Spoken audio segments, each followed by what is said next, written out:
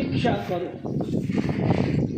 અને આ બધાએ રાહ જોઈ, પ્રતીક્ષા કરી, પુરુષાર્થ કર્યો, બેઠા ન જાય, હારોહાર પુરુષાર્થ પણ ચાલુ કર્યો અને પુરુષાર્થ કરતો જાય અને પછી એની રાહ જોવે, પછી ચોથા પાયે પ્રાપ્તિ થાય, પછી મને તમને મળે. વાટ તો જોવી પડે.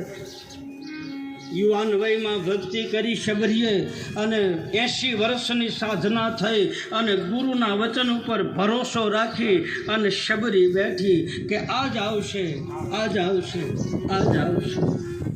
ઉદ્વેગ પામેલા મનથી લીધેલું જ્ઞાન ભીતરમાં ઠેરાતું નથી.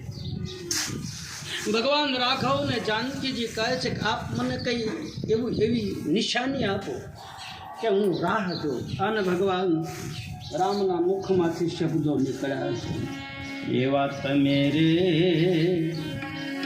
થાશો રે રાણી વૃક્ષ